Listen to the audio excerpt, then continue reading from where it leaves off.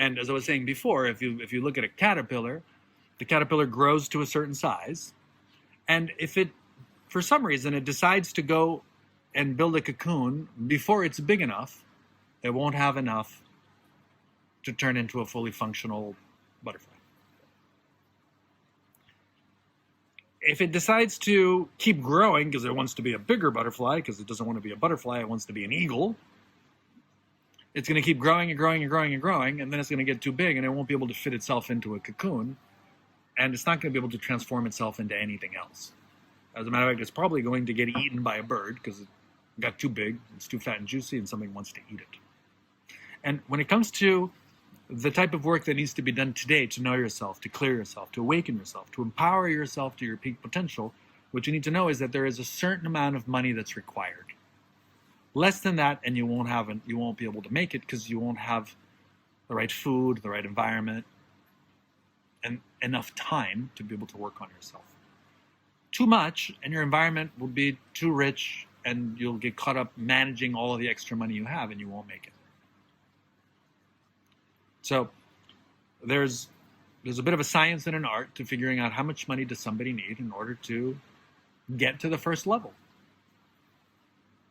Once you get to the first level and just clear yourself, then you can figure out how much money you need to get to the next level. But there's a certain amount of money that you're going to need. And in order to figure that out, you're going to have to look at your life experience. And look at the numbers and figure out how much you need in order to eat the right foods that you need in a place that has the right size, the right space, the right quality bed, right, the right nice bathroom with a good shower, hot water, towels, clean clothes, clean food, safe roof, little garden, on a beach, in a mountain, in a city, whatever it is. So I'll give you some examples. When I came to Thailand, when I left 13 years ago, almost 14 years ago from the US, I had saved up enough money that I could purchase a window of time of 2 to 3, maybe 5 years, depending on my budget, without having to work. I'd saved a certain amount of money. If I stayed in LA, that number was much bigger than if I came to Thailand. The amount of money, yeah. In Moscow, it's a different amount of money than in New York, than in, I don't know, Chiang Mai, Koh Phangan, right? So for me to have everything I need to live the way that I live, and what I need is I need a good bed, a nice clean room with a quality bed, with good sheets, nice towels, nice bathroom, and a refrigerator full of my favorite foods. And some plants, a view, and a certain amount of space, right? A room where I can stretch, do some yoga, roll around on the floor, dance a little bit, right? I can have some colored pencils, I can get myself a little keyboard, I can get myself a little guitar, a yoga mat, a hula hoop. I can go see a movie once in a while. I know that I need to eat a little bit of quality beef at least once a week, twice a week, right? I need natural, healthy, organic foods and things like that. So I realized that with about $1,500 a month, I could live well in rural Thailand, or in Costa Rica, or in Peru, or in many parts of the world for about $1,500 a month, right? So let's say I had $50,000, I could live for 3 years well on Koh Phangan, and Koh Samui, and now in Bangkok, no, in Bangkok I need more. In Bangkok I need a better quality apartment, I need to be above the ground, I want hardwood floors, I want good insulation from the noise, the pollution, right? I want a certain level of security, and so it might cost me $3,000 a month as a single man living in Bangkok in a nice apartment, eating the foods that I like, getting a massage, right? I need to figure something out. I need to be able to get that quality burger and that quality massage and that good espresso and figure myself out. Right? In LA, I needed a lot more. Does that make sense? Right. So, and so what I did is I gave myself a combination of environments. I started off on a boat. And I paid to be on a boat for a year, sailing around, traveling around as part of the crew. And that cost me like $400 a month to do that. So that was a year of my adventure, was sailing around on a boat. Very low expenses, right? And then some flights, and you're on shore and you need to go out and get some clothes and buy some things. But my budget was much, much smaller, right? With $6,000, I could go for a year, right? Living on a boat. In Chiang Mai, my expense went up. So 12 years ago in Chiang Mai, for $1,000 a month, I had a nice one bedroom condominium near the university with a view of the mountains and close to nature. I could rent a little motorbike. The street food was still very good, but I could go and have a quality Western meal if I wanted to. Right? Get a massage. I could take a yoga course. I could go out for a drink. If I met a girl and wanted to take her on a date, I could take her out to watch a movie or go to a dinner, go dancing. And I invested in myself to get that, and I stayed at that level for a year. And then I moved up to Bangkok. And in Bangkok, I got myself it was a 100 square meter, 120 square meter apartment with 2 bedrooms and a kitchen and hardwood floors overlooking the park in Lumpini Park in a nice part of town. And I could get quality food there, and I could go out and do all the things that I wanted to do. And that was about $3,000 a month. And I worked my way up so I could be clear and balanced and centered. And I got to a point where I was able to learn how to know myself and reset my mind in that environment. And what I realized is, as soon as my mind reset, is that I imprinted that level of quality as a baseline. So, if you do this work in a cave in the Himalayas, you can free yourself physically, emotionally, psychologically, sexually, spiritually, just completely free yourself and just be who you are here to be in a cave in the Himalayas. If you want to get out of the cave, you now have to learn how to function in a little town or in a city. So that's going to need money. So you're going to have to be able to go out there and make money. Right? I had my experience in 4-star service luxury. As a result, I can be present quietly, effortlessly, and with money. Because I invested in myself, everything that I had, in different environments, so that I could be happy with 0 and happy with hundreds and happy with thousands and happy with hundreds of thousands. Right? As we started making money, we had to grow and learn how to be happy with greater and greater amounts of money. And when we had less money, we had to learn how to be happy with less and less money. So those are numbers you're going to want to figure out for yourself. Now, there's going to be a couple of factors. One of them is going to be your direct experience of life, of where you've been, how much money you've made, and how much money you need. That's going to be one factor. Another factor is going to be the environment that you were raised in. Because everyone has what can be called a script for money. How much money? What's the most amount of money that somebody will make before they start sabotaging themselves? Or the least amount of money that somebody can have before they have to go out and rescue themselves or find some way to go out and make some money. So if you just had $1 to your name, well, you might have to go out there and do something about it. If suddenly you won a lottery and you received $1 million, what would it do to you? So what was discovered is that if you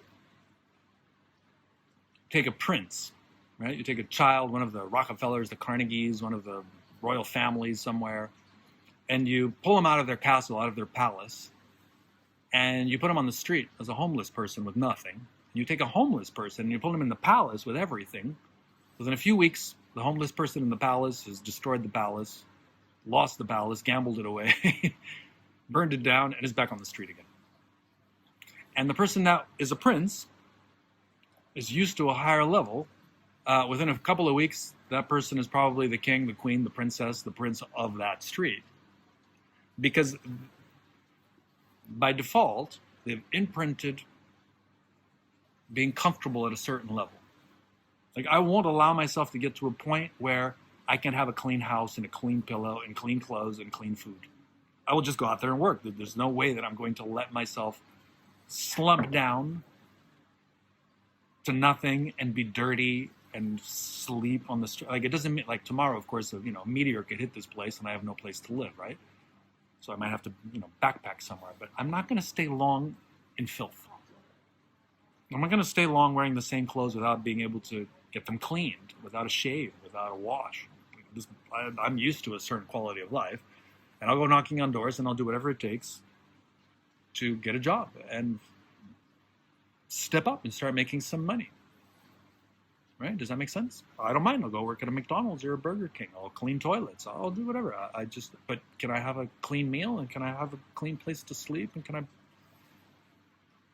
I borrow your shower, and I'll clean it afterwards. I'm going to keep everything clean. I'm not going to, because that's what I need. That's what this body needs. Now, obviously, there's parts of the world where you can go to where there's people living in trash and filth. They don't care. They've got growths on them, and they allow that standard. This person, you put them in a clean palace, and they end up making it filthy. Take a clean person, or clean, wealthy person, and you put them in a poor place, and they're going to clean it up.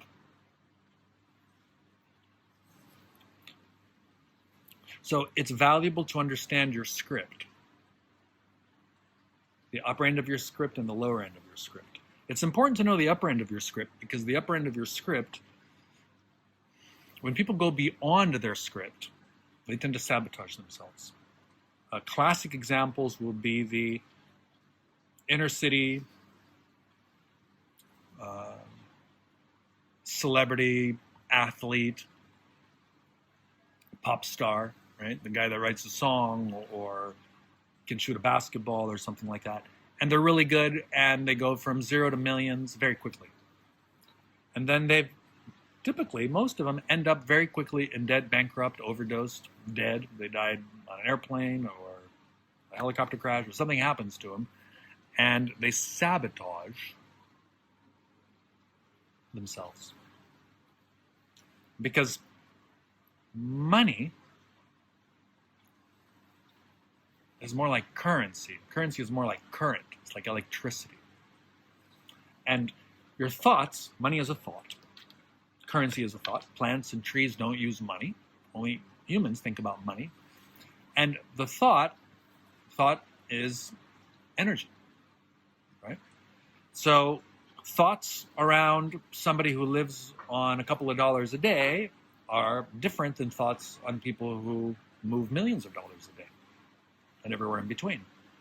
So if you have a low currency lifestyle, the wiring for your thoughts is going to be very thin, right? And if you have a bigger currency lifestyle, well, the wiring for those thoughts is going to be thicker. So you're going to have thin thoughts and you're going to have thicker thoughts, right? And if you want to run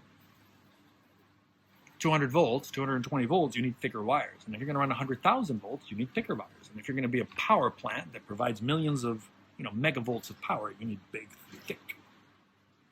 Does that make sense? So there's a wiring diagram in our minds for money. We have beliefs and ideas about money. We have thoughts. We have rich thoughts. We have poor thoughts. We have limits to how much money we can psychologically accept before we think we're too rich, before we start feeling guilty or shameful, or before we think we're too poor and we start looking down at ourselves because we're not making enough. It's important to know what those are.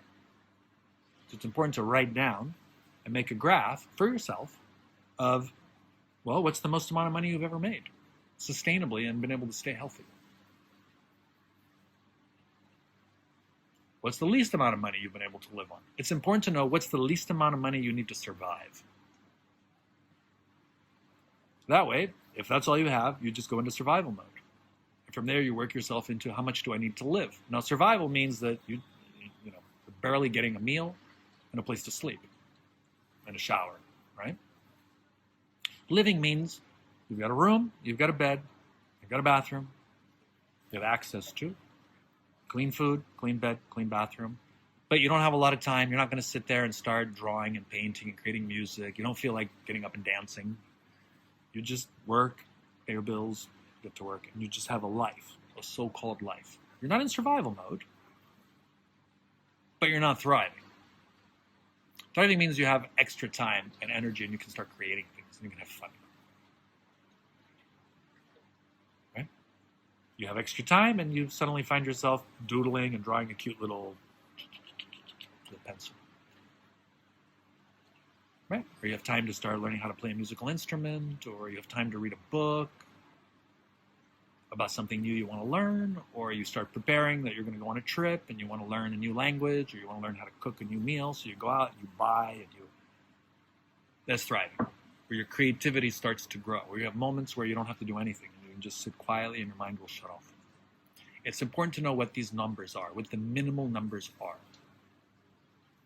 Because if you know what your minimal numbers are, then you can go, okay, I've got this much money, I've got this old car I can sell, I've got this inheritance from, my uncle who just passed away, I've got a little bit of savings, and now I have enough money in the following way. Imagine you have a chunk of money, right? Like when Jantra and I came to Kopangan, we came here, we had 100,000 baht, about $3,000. And we had a choice.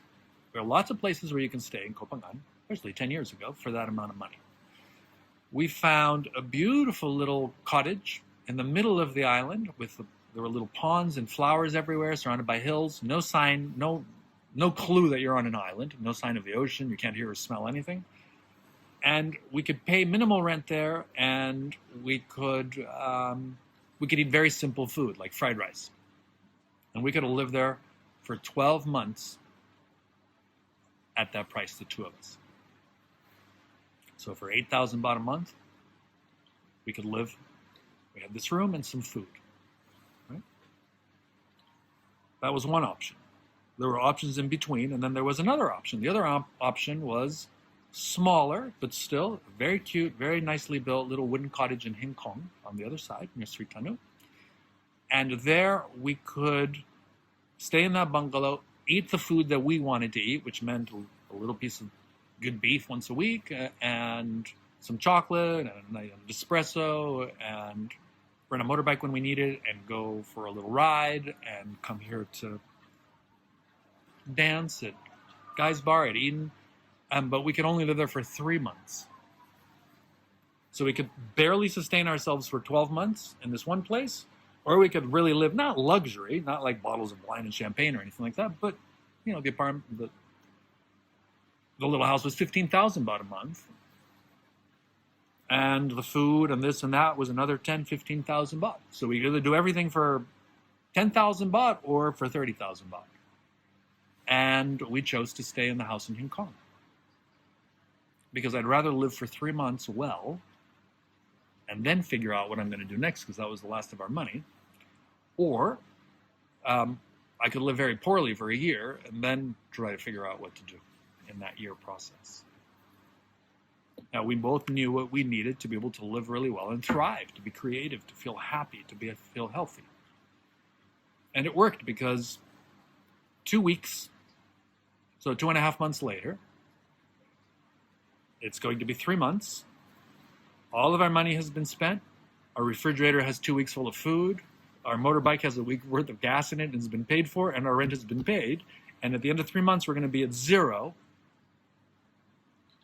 And 2 weeks, 10 days before, we met someone, and the person was like, "You guys are so cool. You're so healthy. You're so interesting. What have you got to teach? I'd love to learn from you. What can I do? How do you do that? How are you guys the way you are?" And our answer was, well, we'd love to help you, but in 10 days, we got to pay rent or get a new place to live. We don't have money for food or anything. If you help us pay, we need this much to pay for our food and our rent, and you're welcome to come eat with us. And I'll work with you and I'll teach you what I can share with you for the amount of that. And the person said, okay. So that paid for 2 weeks worth of our rent. And then he told somebody else who came, and that person paid for another 2 weeks. And then somebody came and I got a month's worth. And then 3 months later, we had made 5,000 euros, which we used to jump to this place. Right? Does that make sense? But because we were healthy, happy, thriving, we were like, if you look at a plant that's been watered properly and it's just alive versus something that's kind of wilted. So what do you need to survive? Which means you're wilted, but you're alive. What do you need to live? Which means you're okay, but you're just like anybody else. And what does it mean to thrive? Which you're like full of energy and full of life, ready to jump on any opportunity. You want to know what those numbers are, because you're going to want to create a space where you can, if you need to survive, better if you can live, and even better if you can thrive, for the period of time required to work on yourself. So you want to give yourself 3 weeks where you have a nice place, a nice quality lifestyle with good food, where no one's going to bother you, where you can just work on yourself and start mapping yourself out and get into a healthy habit of knowing yourself. And you clear enough material in 3 weeks that it works. So you know that it's working for you. So then now you're going to want to jump and stay where you are and extend it to 3 months, or find a place where you can now have a 3-month cocoon where you can go, and in 3 months you're going to go and do all of your emotional stuff. You're just going to really dig in and clear out your blockages and your fears and your insecurities, right? Because it's going to take you up to 3 years to really clear yourself fully out. But what you can do in the first 3 weeks, followed by the next 3 months into the next 3 years, you might want to do it in different places. For example, I was 3 years in Thailand. I spent about a year and a half in Chiang Mai at a certain level, and then I upgraded myself to Bangkok, but I wanted to live in Bangkok in a nice place. I don't want to live in Bangkok in a tiny little room, dirty, or I can hear the smell, the noise, dangerous outside. I want to live in a nice place. I found a nice neighborhood. I was paying 60,000 baht a month just for my rent. But it was nice. It was really good. It was where I was able to do my deepest, darkest work, figuring myself out. That's where I met this girl that showed me that everything I knew about love was wrong. I went into my deepest, darkest hell. I wanted to throw myself out the window. It was so bad.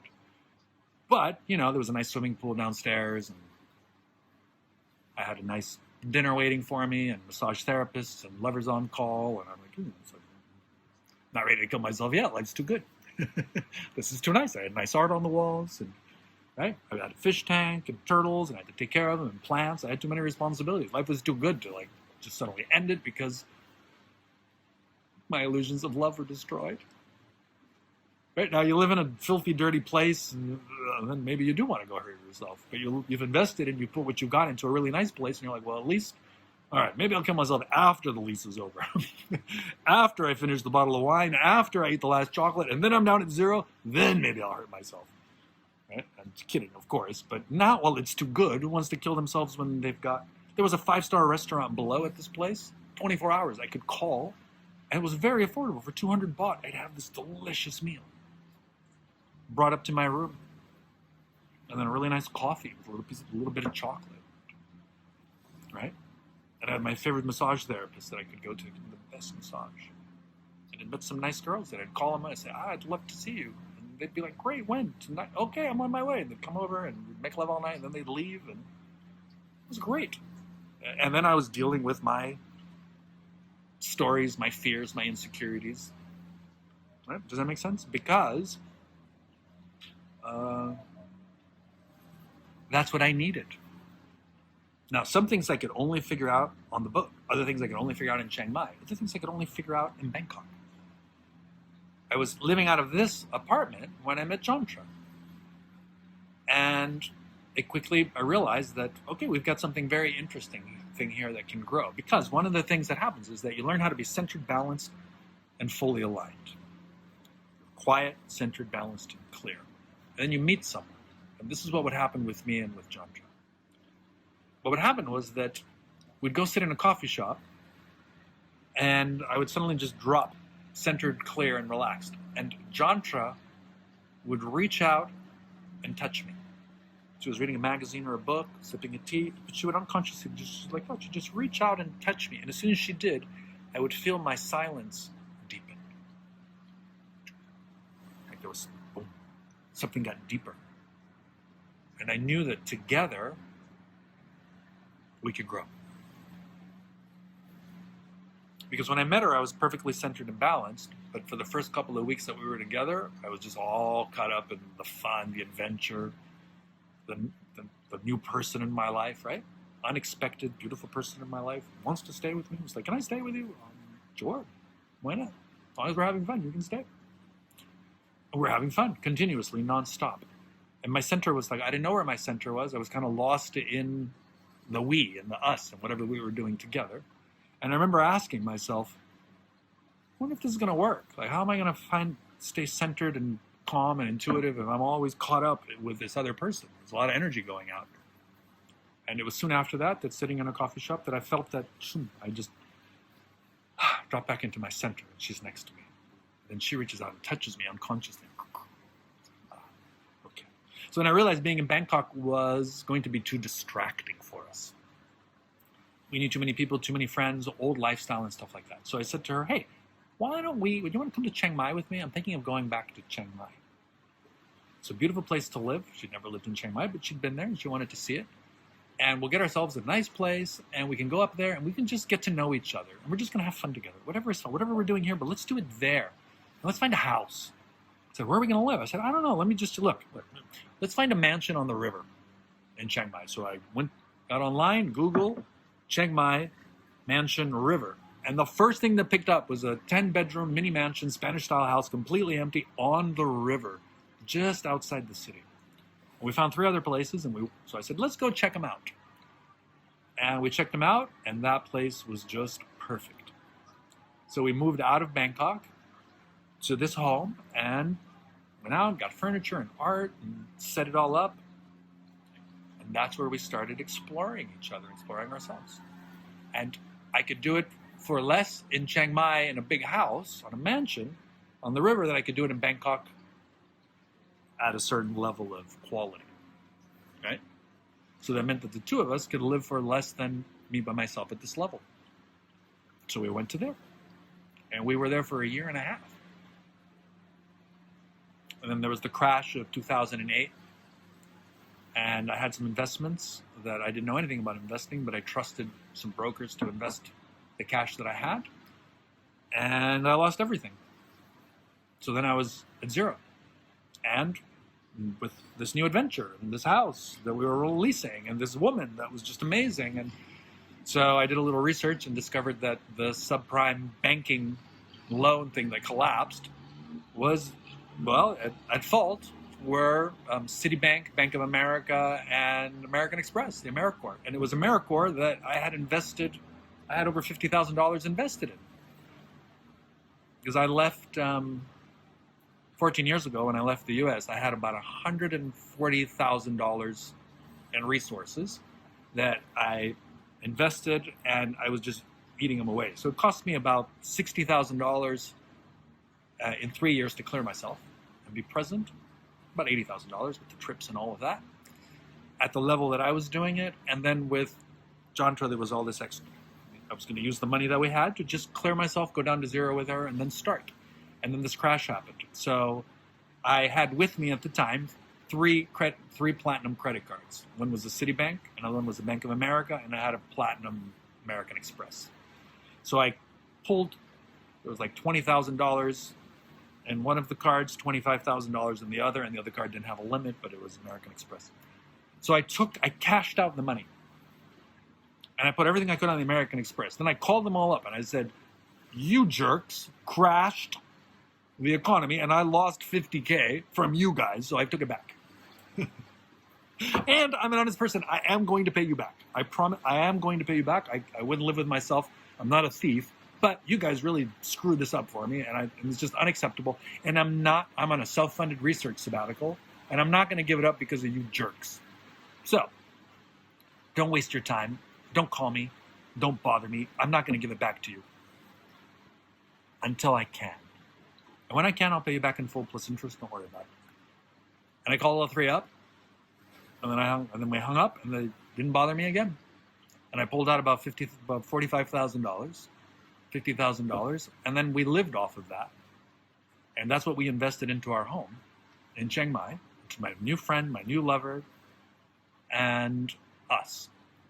And I already knew myself. I'd mastered and I knew myself as an individual.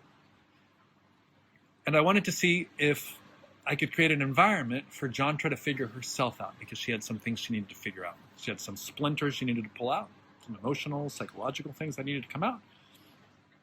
And she needed an environment to grow. Just like any plant needs a nice piece of soil, a nice pot to grow in, right? So do all human beings. So I created a space, and, well, within a year, we'd run out of money. People who owed me money that were paying me stopped paying me because they lost money because of the financial crash. And we slowly, and I had $50,000 in my account, and then I had 40, and then 35, and then 30, and then 25, and then 20. And I would wake up in terror in the middle of the night in a 10-bedroom house, in a king-size bed with 800 count, Pima cotton sheets, and a refrigerator full of food next to my gorgeous new lover, soulmate friend. And I only had $30,000 in the account, which is $1 million baht. And I'd wake up in terror. And I'd watch it. And these fears would come up. And we worked our way down till we were down to our last $2. And then the equivalent of $2. And then it'd been raining for 3 days. We had no food in the refrigerator, no gas for the motorbike. We hadn't paid rent in 8 months. And this feral cat that we were friends with, this mama cat, she'd had some kittens 2 weeks earlier, and it was raining. She showed up crying at our door because she was hungry, because she couldn't hunt because it was really raining hard. And we looked, and we had 2 eggs and a packet of noodles. And John and I thought, we can give her 1 egg, which is a lot of food for her, and then she can make milk for her babies, so she'll be okay with 1 egg. So we fed her 1 egg. And we can scramble the other egg with the noodles, and that's enough food for us for tonight. I have some tea. There's a little bit of honey and tea, and we have that.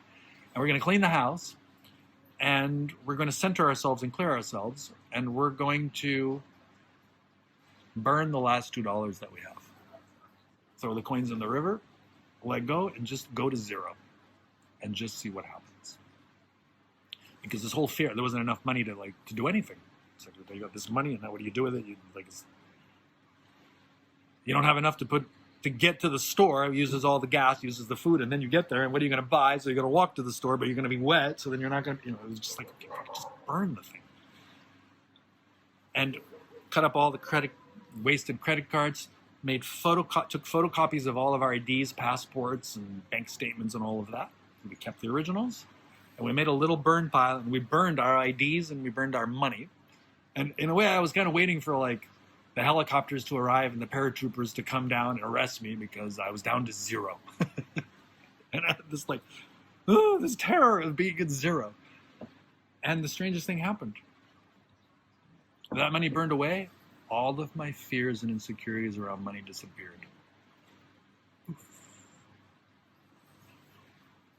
And I sat peacefully, just watching the river go by in the rain for hours, all night, completely relaxed. Jantra had no fears about money because she was born with zero.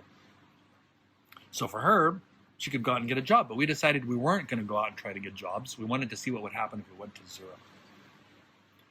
And within 24 hours, 18 hours later, I got a phone call. I got a message from a friend saying, "I'm so sorry, I've owed you money for a long time." And he sent me a few $100s. And that was enough to put gas in the motorbike, grab some food, and come back. Oh, they wanted to cut our power off, and we had 5 aquariums full of fish, and we'd go out there and beg them, please don't cut our power off. I promise as soon as we have money, our fish are going to die. You're not going to kill my fish. Please, my power, I need power. And not for that, the refrigerator's empty. There's no food, but please don't kill my fish. So they were compassionate enough not to take the power off. And then a couple hours later, we got a call from the sister of the landlady saying, you know what, you guys haven't paid my sister rent in 6 months. She wants you out. So you guys leave by the end of the month. I want you, by the middle of the month. It was the beginning of September. So I want you out by the 15th. And I thought to myself, I'm going to push it till the end of the month because I'm sure something will come through. But then I remembered, we were sitting there quietly, completely at peace. Intuitively, both Jontra and I, crazy as it may sound, we both heard and felt the river say, time to go. And then we got this call. And the call was, time to go. And a little money came. So we put money on the motorbike. I went to the camera store. I had a nice camera with some lenses, and I had a desktop computer and a couple of things. And we sold that.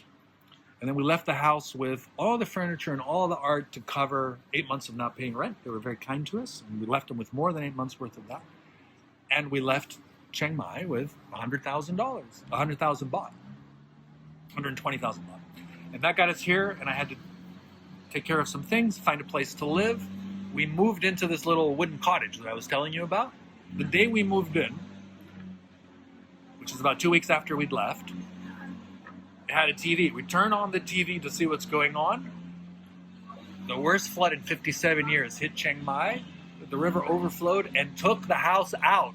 The house where we'd been staying, where we put everything in, where Chandra had her awakening. We learned how to awaken together. I remember I told you we'd have these fights where we'd fight like once a week for 8 months. That's what was happening in this house. Intentional fights, right? Then to get our angers and our fears and all our insecurities out. And then we went down to 0, and I wanted to see what would happen. And that was what caused us to follow our intuition, leave Chiang Mai, come to Koh Phangan, find a place here, and that got the ball rolling. And within 2 years, we'd made our first $1 million. And I then immediately contacted the credit card companies and paid them off. I had some student debts. I paid them off, paid off all my debts. But I waited till I made my first $1 million. Paid off all my debts, and then started living life, learning how to live with money, and learning, because we were happy with nothing. And we were so balanced and so clear. People would walk up to us and ask us for, hey, what are you guys on? Like, what nothing. What do you do? Nothing. Remember, we went to Laos. I had to do a visa run. We were in Chiang Mai. I thought, let's go to the Golden Triangle. We'll catch a boat. We'll go along the Mekong River, drop off at this little town where it's a place where they receive tourists, and then you catch a bus or a little boat. It takes you to Luang Prabang, and then from there you can take a bus to Vientiane, and in Vientiane I can get my new visa and we can come back. And we got robbed and extorted along the way, so that we catch the bus from Vientiane from Luang Prabang to Vientiane. We have nothing. All we had was for the bus ticket to get into town, and nothing, absolutely no money left.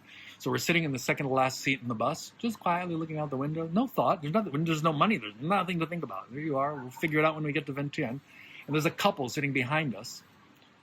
She's Thai, he's Western. And he taps me on the shoulder and says, excuse me, I'm really sorry to bother you, but who are you people? What is it? Like, you just look so healthy and so happy and so full of life. And tell me your story. What's going on? I go, we're all right. Well, we got robbed. We're at 0, and we're on the way to Vientiane, and I got to get a new visa. I don't know how we're going to do that, but we'll figure it out. Everything's fine. It's like, what? You're at 0, and you're so relaxed, and you're so happy. I was like, well, everything's fine. I'm free. It's like, I want to learn. Teach me. Well, I'll talk to you. All right. So we started talking and having a conversation, and Jonta would translate to his girlfriend in Thai, and the 4 of us got into this conversation. We're arriving, and he says, I'm not finished with this conversation. We need to talk some more. So here's what I'm going to do. Please, you have to let me. We're staying at this little 3-star hotel. We're going to rent a room for you. We're going to buy you dinner, and you have to keep talking to us because we're not finished. So we rented our room. We got in, showered, came out, had a dinner together. The next morning, joined for tomorrow for breakfast. We had breakfast and whatever. And then he said, thank you so much. This was so valuable. I'm indebted to you. He says, we have everything we need. My girlfriend lives in a little town across the border in Nong Khai. I was familiar with Nong Khai, and I was just like 40-minute drive away from Vientiane. It says, we already bought it. We have everything we need. Please accept. This is everything else that we've got. And he gave us like $32. I was like, well, I'll accept it only if you give me your contact information. And later when I have money, I'll pay you back. He goes, yeah. Later, he wouldn't let me pay him back. The $32 was exactly the money that we needed to get to the embassy, get the stamp on my visa that I needed, cross the border, catch a train, and come to Bangkok. And in Bangkok, Jandra had an old watch, an old gold watch from a fiance who had died. And part of her crazy story. And we were able to then take it, sell it, and use that money to get to the next step, and so on and so forth. And our life just became a series of, for a year and a half, we never knew when we'd have money and when we wouldn't. And I learned to be completely free and relaxed and happy with it. And being completely free, happy, and relaxed with zero, literally people would come to us to find out, what is it? There's something about you guys, that there's just something in your, who are you? Tell me, please. Are you hungry? Can I buy you lunch? Do you want a coffee? What do you need? That's how it all started. That's how we got to where we are now. That's amazing. Isn't that cool? So money is one of those funny things. Now, I have mapped out the lower limit and the upper limit of how much money, and there's a technique for increasing the script. And I'll map it out for you so you know what to do. Because you have to determine a value for your time, an actual value. What's your time worth, and what do you need? How much money do you need a month to be able to live somewhere where you can just sit, build a cocoon for yourself and figure yourself out. And whatever you program in for that number, whatever that number is, you'll be able to go out there and effortlessly attract the money that you need, because money is a thought. And if you have the right thoughts about money, you can attract money. And if you have the wrong thoughts about money, you will push money away. There's a brilliant study that was done by a man named Robert Kiyosaki, who wrote Rich Dad, Poor Dad, and set up a company. And there's a dozen books worth reading, and games and things to do around Rich Dad, Poor Dad. And I'll explain that to you next, if you'd like. There's a couple of things to understand about money. The first thing is that money is a human invention that's at least 8,000, maybe 10,000 or more years old. There's records of money that go back about 8,000 years. And there's a great book that, I don't know how historical and accurate it is, but it seems pretty factual. In other words, the ideas work. And it's called The Richest Man in Babylon. And I'll get you the link for it. I'll add the link to this. And The Richest Man in Babylon, it's a little book written in the 1920s, I think, that's supposed to be based on some tablets, some manuscripts, some information that were found in Babylon that date back 8,000 or so years ago, which is basically the story of the invention of money. And money, classically and traditionally, has been tied to certain things of value, like gold, silver, brass. It was salt for some time, cut pieces of stone, of wood. Money was this intermediate idea, right? You barter. So I grow chickens and you grow corn, and I'll trade you some chickens for corn. And now I need some tomatoes. Well, I go to the guy with my chickens for tomatoes, but somebody else gave him chickens and he doesn't want tomatoes. So then I've got to find potatoes or corn. This whole bartering thing gets a little complicated because you got to carry a whole supermarket with you to be able to trade for the things you have and the things you're missing, and it just gets heavy. So somebody figured out that if you put the money in a safe place, but somebody who would be your money broker, so to speak, that they would give you a note saying this piece of paper is worth 1 gold coin, 10 silver coins, 50 brass, whatever it is, right? So then you could go with this money, with this piece of paper, and you could say, hey, I'd like to buy a chicken or a car or whatever it is from you, and then I can give you some money. And then you can take this money and you can use it to buy some corn or some potatoes or a bottle of vodka or whatever it is you need to buy, a slave somewhere, right? And then if I owe you money, you can enslave me. So then I have to work for you for a certain amount of time. So if I owe you the equivalent of, I don't know, 1 gold coin, maybe I have to work for you for a month. So you own me for a month. And the entire concept was around that, around the value of a human being, life, things, commodities, and your time, your energy, and your work. So people that would end up owing money would end up being slaves. And slaves can be bought and sold, and they would work for you, and better slaves were worth more, and poorer slaves were worth less. Just like a better car is worth more, and a malfunctioning car was worth less or nothing. And this was the idea for thousands of years. And all around the world, we had money that was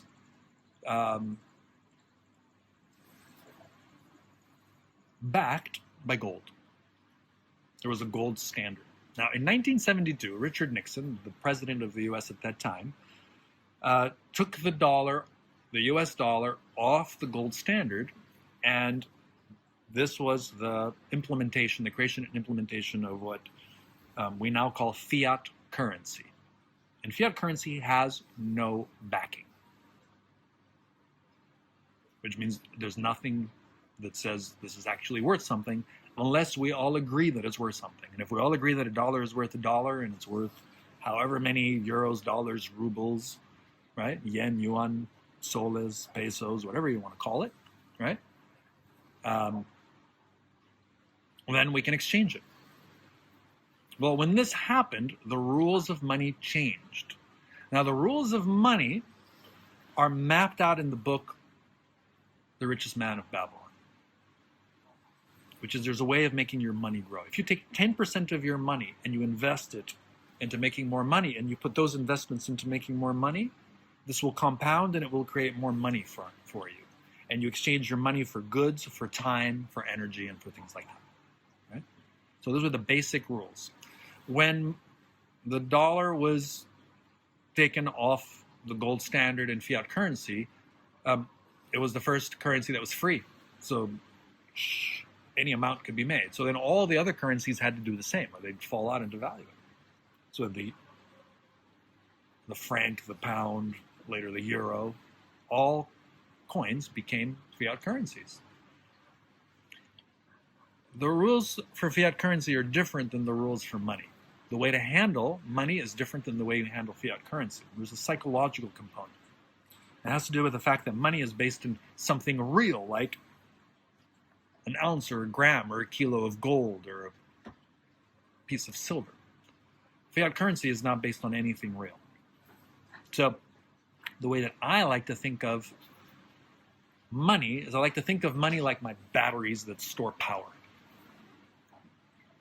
You have a battery, you fill it up, you have a bottle, you fill it with water, it stores, and then you can drain it, and you can fill it up again. It's a real thing. You can bury gold coins, hide them in your mattress, or dig a hole in your backyard and bury them, right? And then as long as nobody finds them, it just sits there, and it never loses its value, because there's a set amount of gold, there's a set amount of silver in the planet. Even if they keep mining it, there is a limit to how much gold there is on this planet. Unless Elon Musk goes out there and starts mining asteroids, there won't be any more silver or gold on planet Earth than what we have now. Right? Does that make sense? So money can be kept hidden, buried underground, kind of grounded in the ground, in a vault somewhere, and then you take out what you need and you use it, and if you have more, you hide it and you bury it. And you're never carrying it around with you because it's too heavy. Who can carry millions of dollars with them? So you don't have to. You just bury it somewhere, and then you work with legal tender. You work with paper or with numbers, right? So it has a natural isolation. You're insulated from it. You're separate from it. You can't carry all that money around. Currency is different. Currency is just a thought form. It's just numbers in a bank account, and it's energy. It's a thought process. And what you can do with $1, what you can do with $10, what you can do with $1 million or $1 billion, well, there's really very little limit. There's always new things you can do, and more currency is being produced continuously all the time, which is devaluating it in one way. Now, when money was changed for currency, when real money was changed for fiat currency, nobody was really told. I mean, there was a little article this big in the newspaper, in the New York Times on page 6 or 7 or something like that. Nobody was taught the rules of money that are different than the rules of currency. Sorry, the rules of currency are different than the old rules of money. So the majority of people, about 99% of the population, still think in terms of money. And then there's a small segment of the population who has learned to think of in terms of currency. And if you're going to handle currency, I suggest learning how to think in terms of currency. That said, you want to also know what kind of thoughts there are around money. So I would recommend reading studying carefully The Richest Man in Babylon, and understanding the information that's there, because it's mind contact. And then I highly recommend reading Rich Dad, Poor Dad again. And this time what you're looking for is really, really, really what the book is about, which is we have poor thoughts and we have rich thoughts. And you need to be able to map out each and every single poor thought that goes through your head so that you can intercept it and exchange it for a rich thought. Because if you have poor thoughts in your head, you're basically telling money to go away, and it won't come to you, and you'll stay poor. And if you can program rich thoughts into your way of thinking, like I spent all this money on this, or I invested in myself,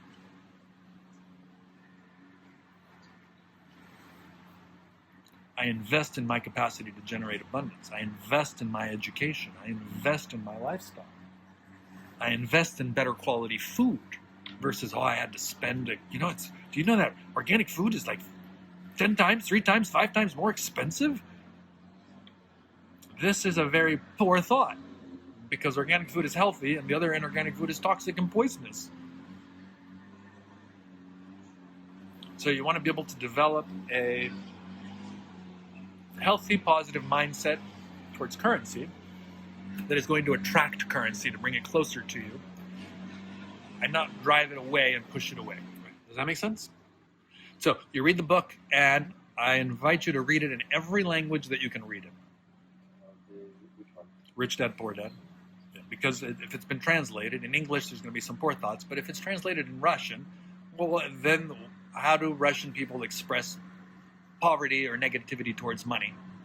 You want to know that, because if you have that thought in your head, from you, from your grandfather, from your girlfriend's grandfather, from whatever it is, those are thoughts that will keep you poor. You want to change towards a thought process that allows you to think of currency in a positive way. That's the first thing.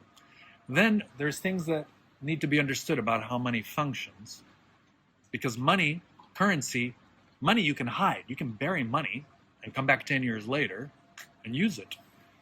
If everybody buried all their gold and we stopped using money and went back to trading beads and bracelets and back rubs, like people do in some parts of this island, where they just exchange services and favors, then the problem is that, there won't be any problem. You can just unbury that money and use it. But currency needs to keep going. If currency stops moving, it disappears.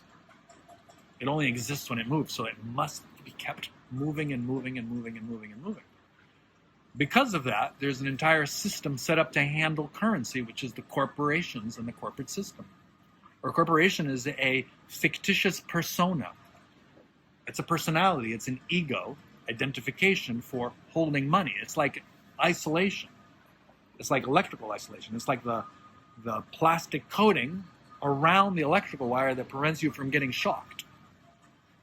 And the world needs people to handle currency in the right way. For this reason, there's what I consider to be a backwards or a false thought, a belief around money and taxes. Some people think that corporations are getting special benefits because they pay less taxes than individuals, and that it should be the other way around. Well, for me, that's false. It's not that corporations are getting special benefits. Corporations are getting taxed as much as corporations can get taxed.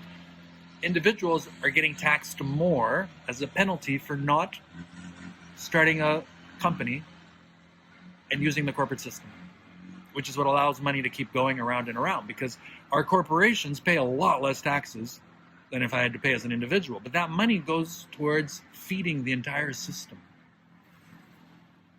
Accountants and lawyers, and there's lots of people that are getting paid to help manage this currency so that it runs properly, pays for its taxes, its value-added taxes, it's this, it's that, its refunds, its discounts, everything that happens in a business that forces the money to keep going. It keeps it circulating. And because you're keeping it circulating and not just hoarding it in a bank account, it pays less taxes. If you're just going to keep your money and keep it as an individual, you're going to pay more taxes, and rightfully so, because it goes against the system. Currency requires corporations. And a corporation gets set to have a certain value and channel a certain amount of money. Now, the way that I like to keep things, and what I discovered when I spent a year and a half at zero, after spending an entire life making money whenever I needed to at work and make money to have a really nice life, because I trained myself, I gave myself the skills, I invested in myself to have the skills to be able to make money, to make currency, to earn cash flow, and have resources, is that psychologically, what we do is we keep all of our money in corporations and in corporate accounts, with accountants and tax, and everything is just by the book. So I don't lose sleep over my money because I'm not doing anything against the rules, and I'm playing with the system according to the rules of the system. And then personally, I never have any more. I keep as little cash on me as possible, as little money on me as possible, little currency. My bank account, never have more than a few $1,000s at a time, because that keeps me lean, keeps me hungry, it keeps me sharp, right? Imagine that you're a hunter and you're going to go out and catch something. You carry a backpack full of food.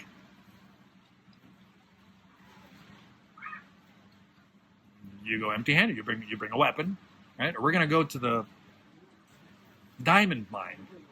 You go with pockets full of stuff in your pockets. You go with empty pockets. You can come back with as many diamonds as possible, right?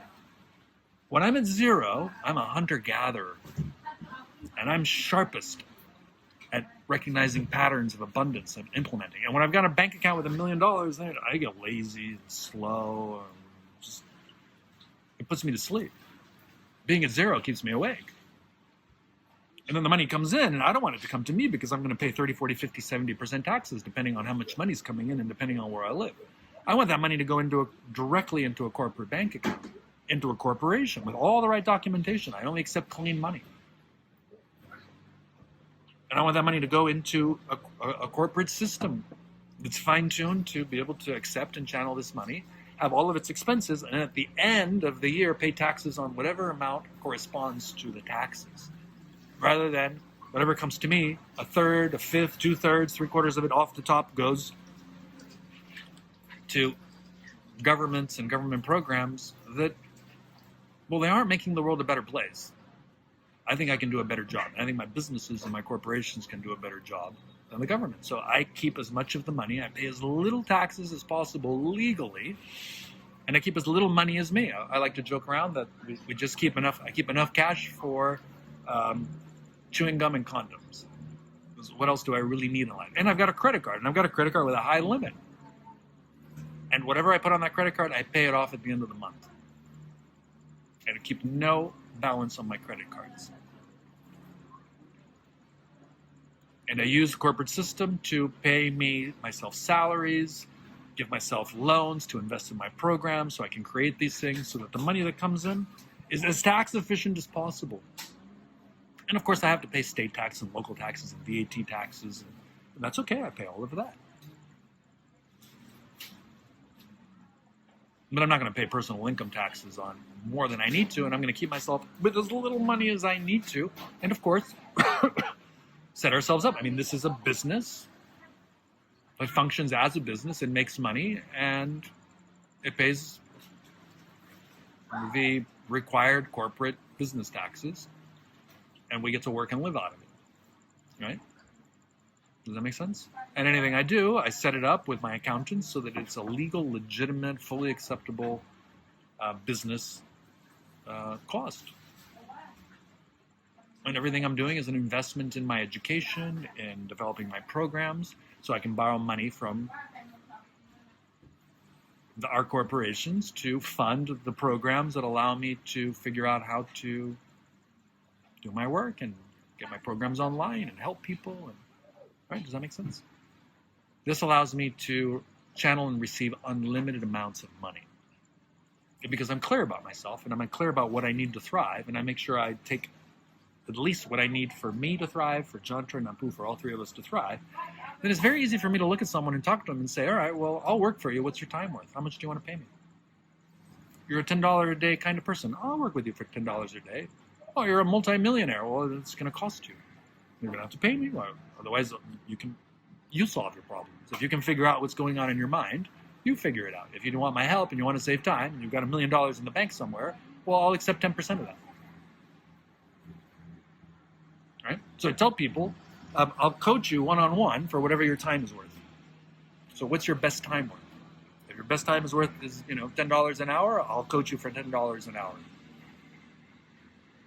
If you're a $1,000 an hour guy, well, I'll work with you for $1,000. My time isn't worth less than yours because I have this information and you don't. And I found my nose when I was a kid and I had to point it out to you. You missed it. And I'm unrepressed emotionally. And if I don't tell you how to unrepress yourself, you ain't doing it because you haven't done it in the last 30 years. And what are the odds that you're suddenly going to decide, right? So I've got valuable information. And because I invested in myself and I take care of myself, I can look you in the eyes and I can say, listen, I've got something worth more than all the money in the world. So I'm not going to take all your money. But if you tell me what level you want to live at, I'll tell you how much it costs to get there. And for a percentage of that, I'll coach you and I'll help you on it because I want you to get there. And I want you to be able to keep most of your money because you're going to need it. It's your nest egg. You need to go. Right? So then, to me, well, I'll let you decide. Does that sound fair? Right? I use my years of experience. I invested everything in myself so that I could learn how to do something. And now I'm going to teach you how to do it. And I'll do it for a fraction of it. Here are the rules. You're not allowed to have any money. You're not allowed to make money in any way that poisons the planet, hurts people, makes the world a worse place for plants and animals and puppies and kittens and rainbows and butterflies. If you're doing that, I'm not going to help you. I want you to suffer. I think you should suffer for that. I think you should go mad and be crazy, and the quicker you do that, the better, because you're not a nice person, you're sick. You are sick. If you're making money poisoning the planet, think about what you're doing. You're poisoning yourself. You're completely cray-cray. Please stop. Right? So divest from anything that you're doing that poisons the planet. Take that money and put it into anything that makes the planet a better place. And because our minds work with the decimal system, and because money is set up with this decimal 10% tithing, ground yourself, if you take 10% of what you have and you put it into making the world a better place, that grounds the money that you have. It makes it so that your body psychologically, your mind says, I can accept this energy. It's positive, clean energy. And my mission is to make the world a better place for me and for others. So 10% off the top of what I have, 10% of what I have, I'm going to put it into making the world a better place. And 10% of what comes in, it's going to go into making the world a better place, things that I don't have any vested interest in. And then everything that's left, I'm going to use it to have the best possible life for me and for as many people as possible. When you set up these conditions, money starts coming.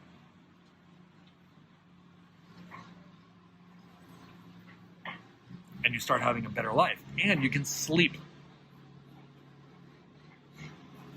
Because you're not breaking any rules, you're not doing anything wrong, you're not hurting anyone. And you're out there generating abundance. And the thing about life is that life is a natural,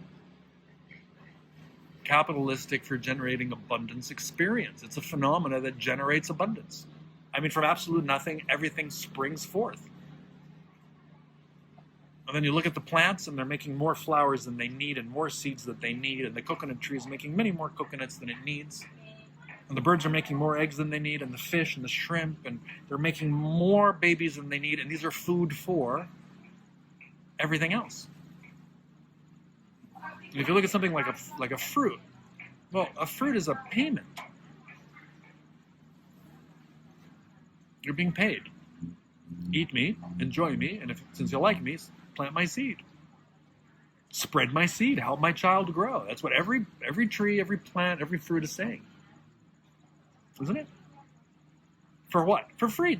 Just please, I'm paying you. Here's the payoff. Please, you can chew the seed and drop it, swallow it and poop it out, whatever it is. Certain seeds need to be eaten and pooped out, but the fruit is a payment. It's an investment.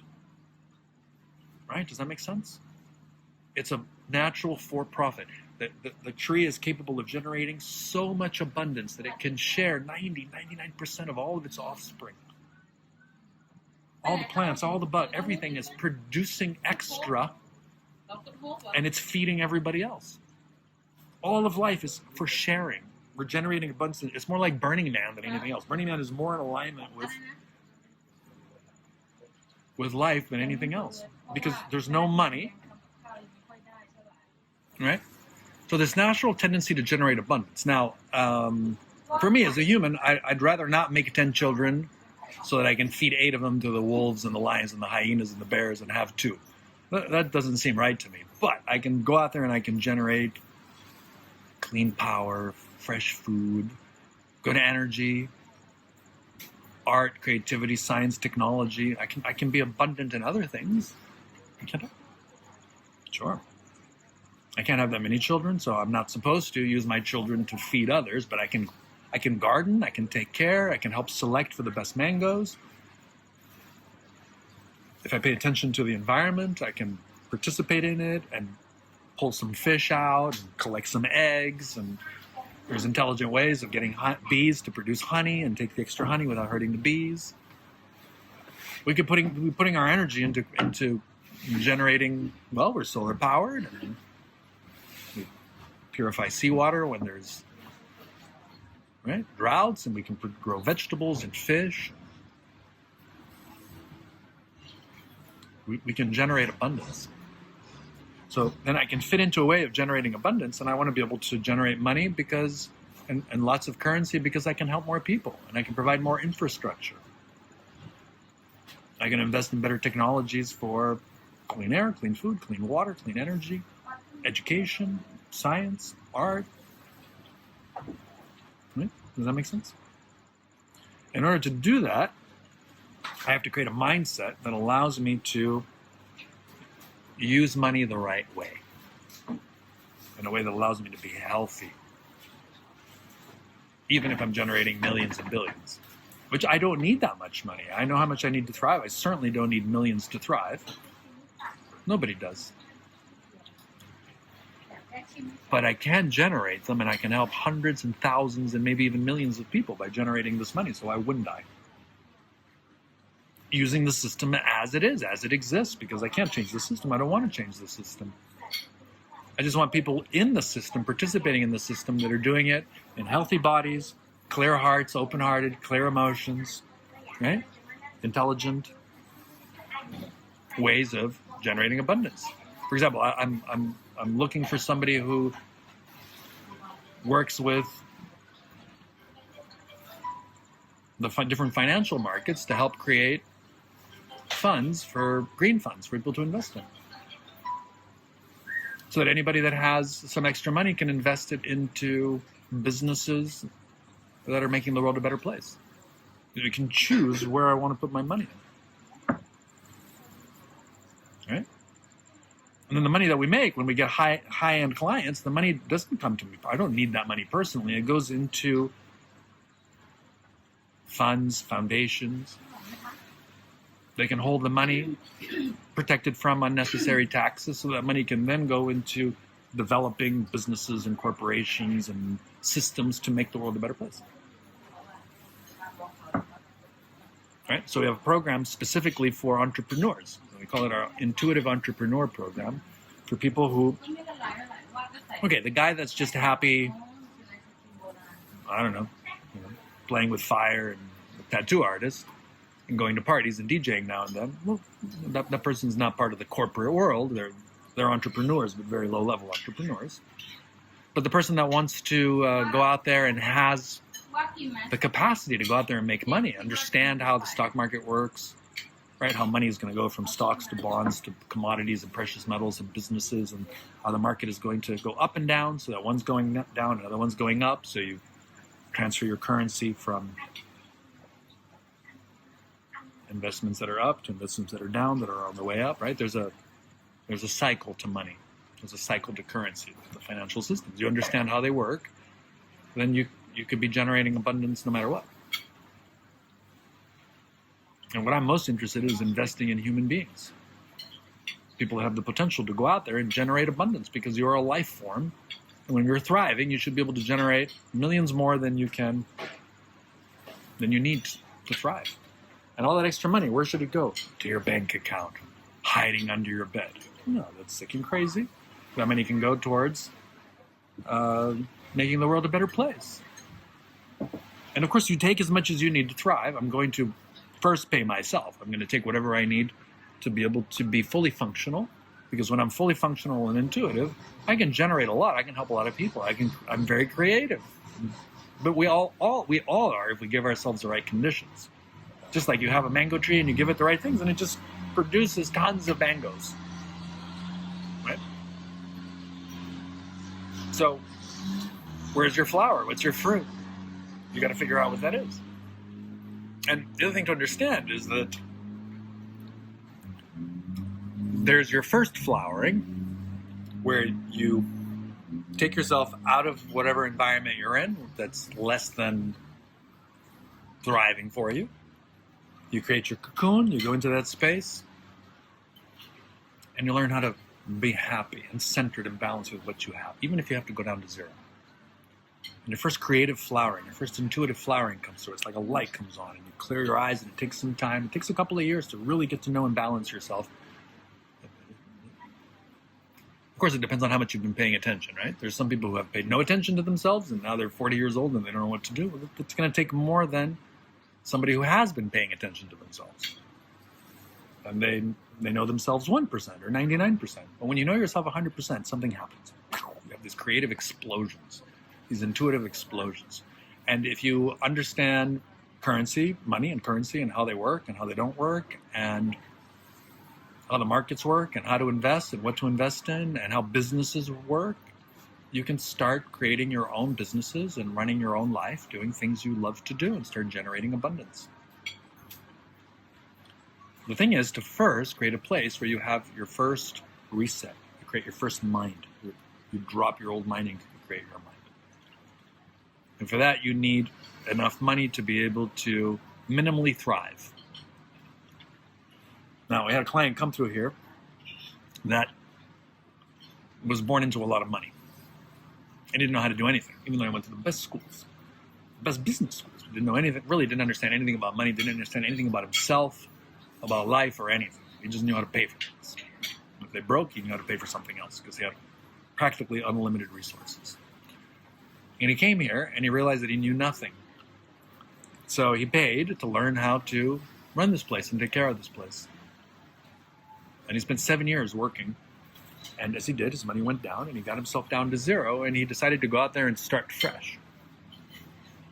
And he was able to go to a country where he'd never lived, to a city where he didn't know anyone, he didn't speak the language. He went to Berlin with just a couple of $1,000s in his pocket, a couple thousand euros, just enough to be able to rent a room for a few weeks and go get a job. And then he walked around and he got himself a job in a fast food place. And he started at minimal wage, 9 euros an hour, working at a Burger King in Berlin without speaking a word of German. And within 3 months, he was working, having fun, relaxed, creating music, finding friends, and moving up into the manager program. with €9 an hour. And what it showed him was that the system isn't broken. Because if you can go to a city where you've never been and walk around and get a job, and with €9 an hour, get yourself a little flat, a little room, eat some food, eat healthy food, had time to make music and go to a dance festival and meet girls, and relaxed and happy. He could start at $9 an hour. Now he doesn't want to stay there, obviously. But how interesting that you could work a job at a fast food place, and if you're clear, physically, emotionally, psychologically, because he was clear, he cleared himself completely, that you can just get a job anywhere and be okay. And then work your way up. And started working himself up to a managerial position, to getting into positions of higher authority and more money and salary going up. And then he realized, well, of course, I'm not interested. He's not interested in working at a Burger King or a McDonald's for his whole life. He was interested in studying the franchise model. And he did it because it was a recommendation from Robert Kiyosaki, the Rich Dad, Poor Dad guy. Somebody asked him, he was interviewed once, and he said, if you needed to start all over again and you were a kid, what would you do? And he said, well, I would go to the best business school in the world. He says, no, you have zero. You have nothing. You got to start from zero. Where would you go? And Robert Kiyosaki's laughing. He says, I said, I'd go to the best business school in the world and get paid to go to school. And the interviewer's like, what are you talking about, Mr. Kiyosaki? That's not possible. How would you do that? He goes, well, I'd go get a job at McDonald's. I'd get a job. I'd start off cleaning toilets and working my way up to cashier. And then I'd get into a manager. I'd manage the McDonald's. Then I'd leave that McDonald's. I'd go to a second McDonald's. And I'd work as a manager there for 6 months. And then I'd leave that. I'd work at a third McDonald's. And after I'd worked at 3 McDonald's as a manager, I'd put an ad out looking for new franchise buyers, because I'm an experienced manager now. And I know how to run a business. It's very intelligent. It's very insightful. So I shared this with this person, and he was like, what a great idea. And he'd gone to one of the best business schools in France. But he had no on-the-ground, hands-on activity, because it was all like, upper-class people and talking. He didn't know what it was like to actually be on the ground, what it was like to work with the cashiers and with the people flipping burgers. And so he got to meet all these people and connect with them. And now this is a person who has left that and is now starting as an entrepreneur to run his own businesses and do his own things from the ground out. Because he's got all the skills, and he's present, and he's clear, and he's open-hearted. And he's not going to compromise himself for money. So these are examples of things that any regular Joe, anybody can do. You can take the money that you have, or if you have access to a little bit of income, if you can stay in Lainan, or in a little cottage, or in a little beach bungalow, or in a little apartment somewhere, you can work on yourself and you can clear yourself out. If you need some money, you can get a job somewhere doing something.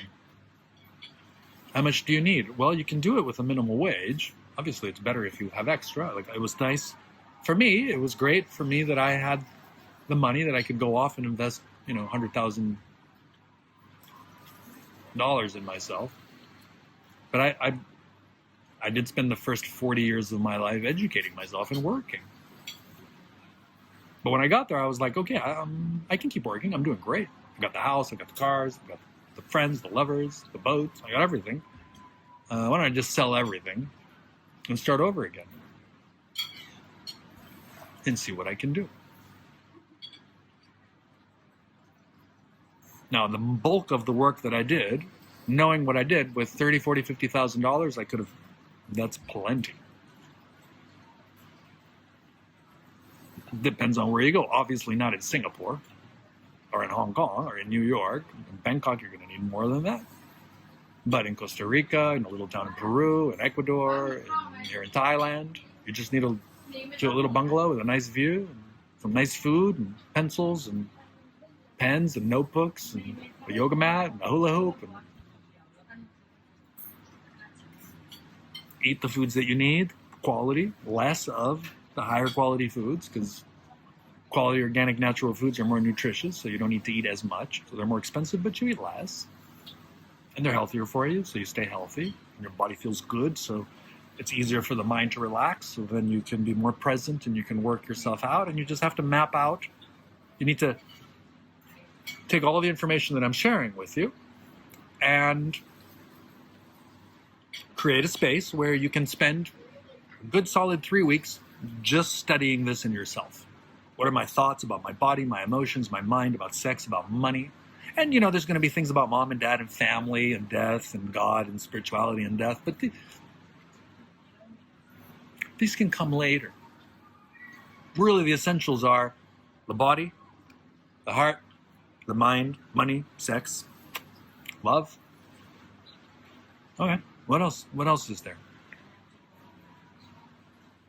There isn't much else. That takes care of a solid 99% of all of your taxes that are being taken away from you, existentially, so to speak, metaphysically. All the energy, the thoughts that are going towards unnecessary things, you reclaim all of that. And the only numbers you really need to know is, well, I've got this much, and here where I am, I can create a space for myself for this much, which means I can purchase 5 months, 6 months, 3 months. Then I can go back home and I can work for a few months and I can make enough money, but I already have a habit. I'm already in this place, so I'll work in a way. I'll stay in a place where I can keep doing my work, and then I'll save my money, and then I have enough. Boom, then I'll go and I'll just go somewhere for a year or 2 years or 3 years and figure it out.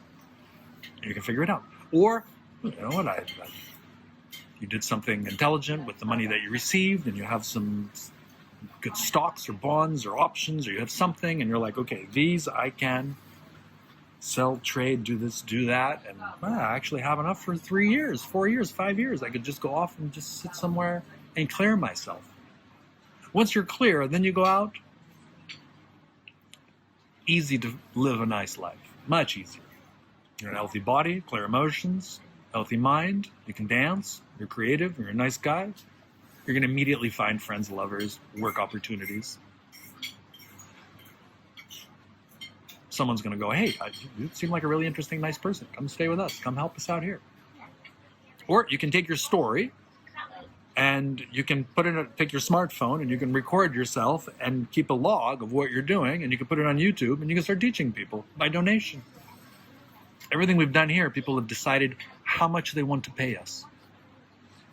We don't have a price tag. We don't say to anyone, you have to pay this much. We say, how much is your time worth? The suggested investment is, if your time is worth this much an hour and I've given you 10 hours of my time, then an appropriate donation is 10 times whatever your time is worth. You don't have it now. Well, you can when you have it. Oh, in 6 months I'm going to be back home. I'll be working. I can pay you then. Okay, let me know and I'll send you my bank account. That activates it. Or you can give me a hug and you can walk away with it, and that's fine too, because it's not a problem. Right? Does that make sense?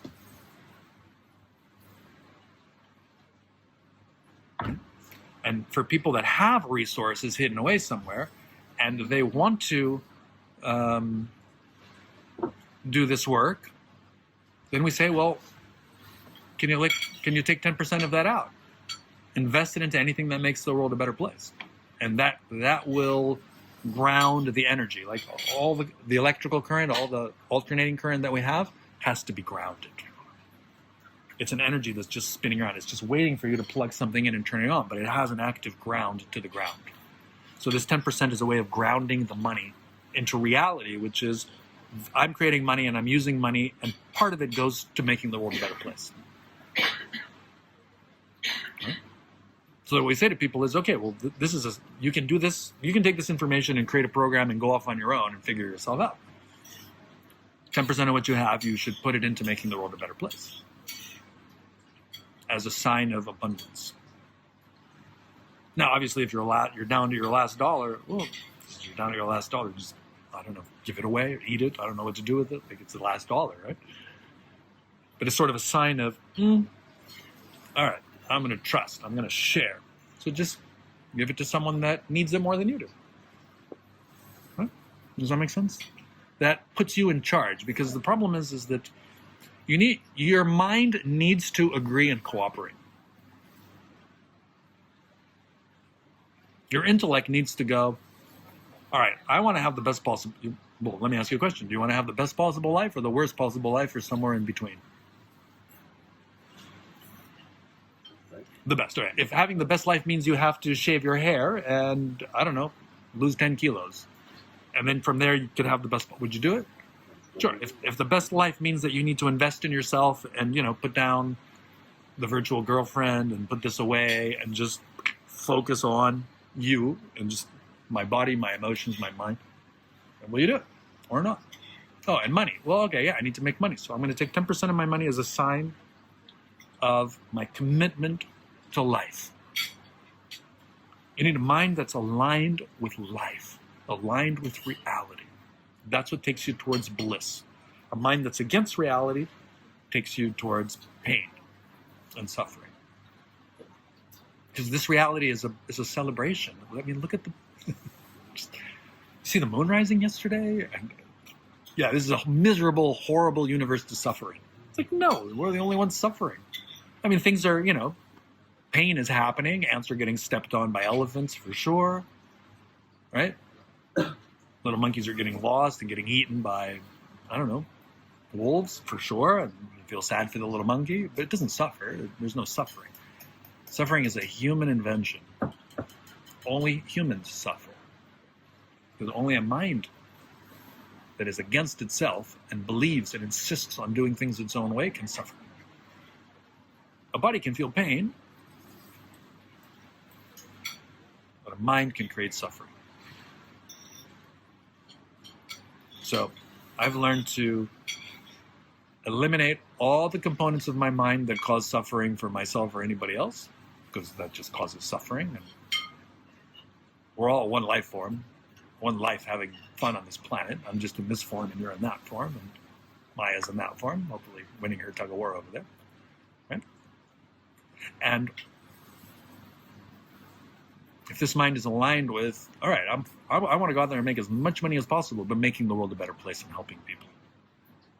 And I'm going to put some skin in the game. I'm going to commit to this by saying, and I'm going to take off the top 10% and put it into anything that makes the world a better place. That's like saying, I'm going to go sailing. Where are you going to go? Well, I'm going to head towards the north. Or I'm heading east, which means I'm going to see the sunrise every day, and the sunsets, I'm going to turn around and look at the back for the sun. I'm going to enjoy the sunset out of the back of the boat, and I'm going to enjoy the sunrise off the bow of the boat, right? You're giving a direction for yourself. Otherwise, you can go sit in a temple somewhere and learn how to be happy with nothing, but then as soon as somebody gives you money, we'll see what happens. I had to challenge my fears of not having money and discovered that I can be as happy and blissful and connected and supported by existence with nothing. And then I had to learn how to be happy with money.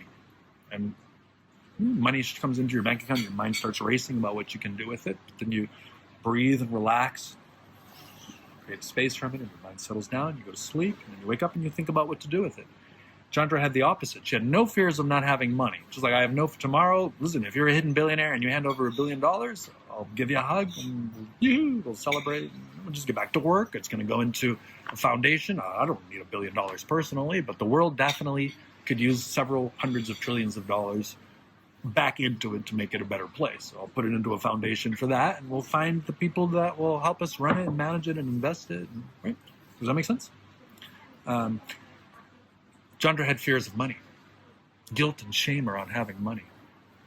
So I would take her to incredible, I would have her invest more and more in herself and stay in nicer places. And she would feel guilty and afraid, and she'd have to write things down and burn them. She'd want to break things because she was spending too much money on herself. And she'd been programmed to pass all the money down to her family that would then, her parents that would use it for gambling and drugs and violence and all sorts of stupid stuff. So she had to learn how to find a balance between being happy with nothing and being happy with everything, and then being able to help and support the people in her village, the people that she cares about, in the way that they needed to. So before she would send them money, it would all disappear into gambling. Now she has set them up so that they have organic land and they can farm and they have food on the table and everyone's healthy and there's no one's in debt. And just help everybody clear themselves. So then she can be happy making money and sharing it appropriately with the people at a level that works for each individual, right? And then finding ways to generate more so that we can put it back into making the world a better place. Right? Does that make sense?